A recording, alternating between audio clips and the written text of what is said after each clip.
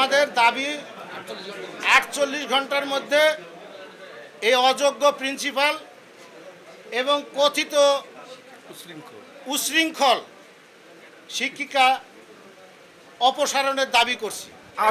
আমি দুহাত জুড়ে প্রিন্সিপালকে বলেছিলাম, হাম্বুল সাবমিশন স্যার, এই যে মহিলা এত উত্তেজিত হচ্ছে, মহিলার সিচুয়েশনকে ভঙ্গ করতেছে, আপনি দয়া করে একটু শান্ত করেন।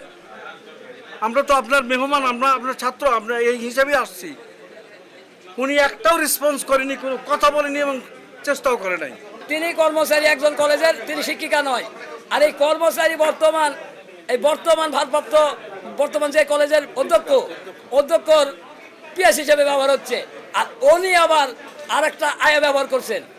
এই আয়াটা অল্প দিনে নিয়োগ দিয়েছেন, মৌখিকভাবে বা যে কোনোভাবে হোক না কেন আয়া ব্যবহার করছেন। আরেকটা কথা বলছেন, আমাদের রুস্তম আলী নাকি প্রতি মাসে তার চাঁদা উঠানো হয়, কিন্তু আসলে চাঁদা উঠানো হয় না, খণ্ডকালীন কয়েকটা নিয়োগ দেওয়া হয়েছিল।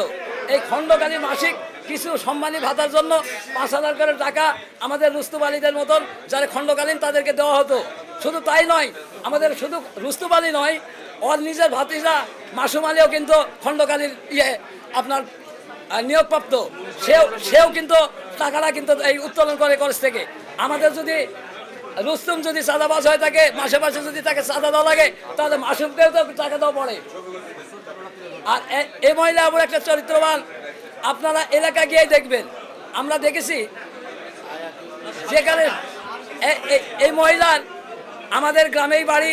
এই মহিলা সর্বপ্রথম গ্রামের একটা ছেলেকে লাভ ম্যারেজ হিসাবে বিয়ে শাদী করে তার থেকে জমি সম্পত্তি নিয়ে তারপরে পর্যায়ক্রমে তাকে পরিত্যক্ত করে পর্যায়ক্রমে তার কিন্তু পাঁচটি স্বামী, কিন্তু বর্তমানে একটি স্বামী তার কাছে নেই।